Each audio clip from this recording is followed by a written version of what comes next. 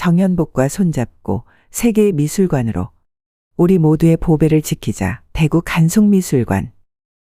파리의 루브르 박물관이 없다면 어떨까요? 문화대국으로서 프랑스가 갖는 위상이 흔들리지 않을까요?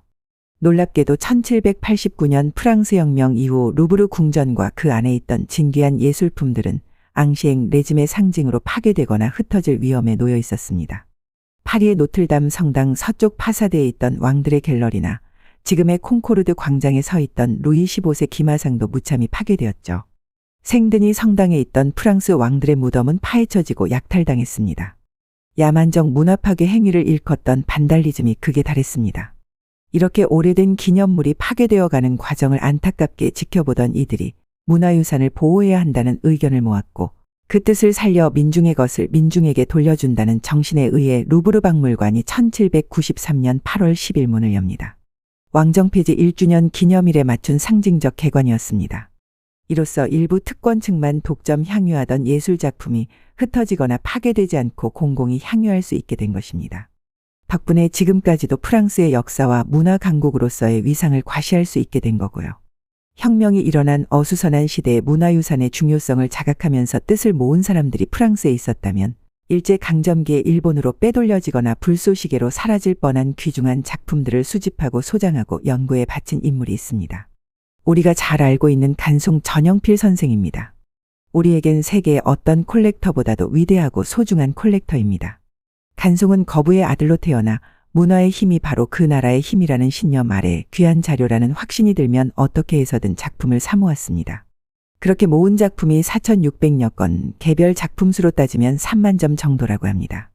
간송은 이렇게 수집한 예술품과 자료를 보관하고 연구할 목적으로 1938년 성북동에 건물을 짓습니다. 조선 건축가 박길용이 설계한 2층 건물로 우아한 단순미가 돋보입니다. 이름은 보화각. 빛나는 보물을 모아놓은 집이라는 뜻입니다. 간송은 무엇보다 보존과 연구가 중요하다고 생각해서 일반 공개는 하지 않았습니다. 일반 공개는 1971년부터 시작되었는데요. 1년에 2번, 그것도 2주라는 짧은 기간 관람객을 맞이했습니다.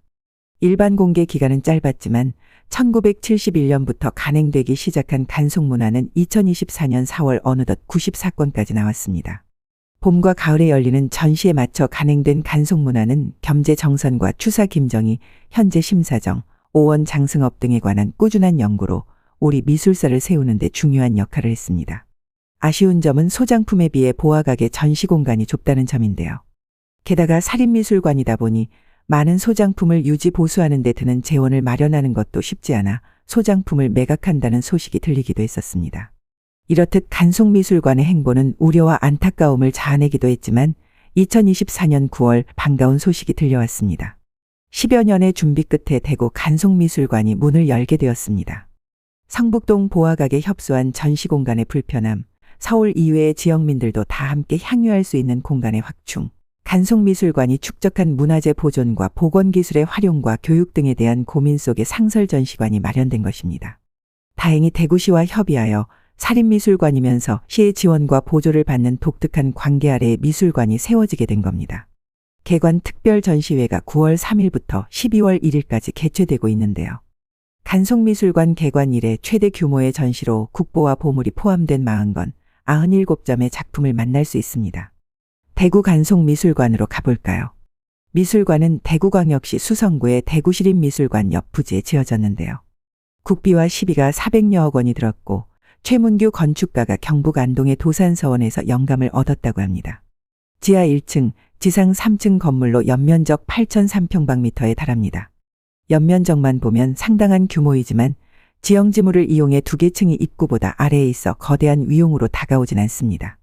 오히려 주건물의 외벽이 짙은 먹색의 벽돌로 이루어져 있고 미술관 뒤에 있는 야트막한 대덕산과 거의 구별이 되지 않아 그야말로 자연 속의 미술관, 산세를 해치지 않고 살리는 정갈함이 일품입니다. 미술관 외관의 활용점정은 입구의 높은 나무 기둥인데요. 11개의 기둥이 위풍당당하고 의연하게 서서 길게 뻗은 처마를 받치고 있습니다. 기둥 아래에는 자연석이 놓여 있고요. 기둥들 사이로 멀리 도시가 내려다보여 미술관이 고립되거나 홀로 돋보이지 않고 자연과 도시와 연결되어 있다는 느낌을 줍니다. 지나침도 부족함도 없는 건축물은 미술관 안에 있는 소장품과 닮았습니다. 화려하거나 과시하지 않지만 빛나는 보물. 티켓을 사서 한 층을 내려가면 천창으로 빛이 가득 들어오는 중앙 로비가 나오는데 그곳이 1층입니다. 서점과 부티크, 3개의 전시실이 있습니다. 제1전시실에서는 이증, 김득신, 김홍도, 정선 등 눈을 떼기 어려운 걸작들이 전시되어 있습니다. 무엇보다 혜원 신윤복의 혜원전신첩은 줄을 서서 한참 기다린 끝에 볼 수 있었습니다. 단순하면서도 화려하고 대담한 표현의 탄성이 절로 나오는 그림들이었습니다. 제2전시실에는 신윤복의 미인도, 제3전시실에는 훈민정음 해례본이 전시되어 있습니다. 우리 문화를 부정하고 말살하려던 일제강점기 때 간송이 어렵사리 구입한 해례본은 한글의 독창성과 우수성을 보여주는 매우 중요한 사료입니다. 그리고 지하 1층 제4전시실에서는 추사 김정희, 이광사 등의 서체와 도자기, 불상 등을 관람할 수 있습니다. 청자상 가문 악문매병, 백자청화철 채동체 초충난 국문병 등 걸작들 속에서 보는 내내 미소가 지어졌던 귀여운 연적이 관람객의 발길을 붙듭니다. 청자 모자 원숭이형 연적인데요. 엄마 얼굴에 손을 뻗은 새끼 원숭이의 동작, 새끼를 두 팔로 꼭 껴안은 어미의 자세에서 모자간의 다정함이 그대로 전해져 옵니다. 이 연적을 보자마자 1270년경 파리에서 제작된 생트 샤펠의 성모자가 떠올랐습니다. 신이든 동물이든 모자간의 사랑은 애틋하고 아름답습니다. 제사 전시실을 관람한 다음 제5 전시실로 가기 전에 선물 같은 풍경을 만나게 됩니다. 길고 낮은 창문으로 미술관 마당 작은 물의 정원이 보이고 정원 한쪽 끝에는 현대식으로 재해석한 정자가 있습니다. 오래된 우리 문화재가 시간의 간극을 넘어 미래로 나아간다는 것을 건축적으로 풀어낸 것으로 보입니다. 제5 전시실에서는 실감 영상 전시를 볼 수 있습니다. 말러의 음악과 함께 간송미술관의 걸작을 38m 대형 스크린으로 즐길 수 있는 매력적인 공간입니다. 전시관람에 벅찬 행복감이 증폭되는 곳이니 절대 놓치지 마시기 바랍니다. 대구 간송미술관의 개관 전시 제목이 여세동보입니다. 세상에 함께 보배 삼아라는 뜻입니다.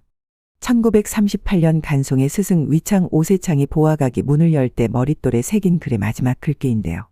86년이 흐른 2024년 간송이 모은 보배가 그야말로 공공이 향유하게 된 것이니 참으로 절묘한 표현이 아닐 수 없습니다. 더 칼럼니스트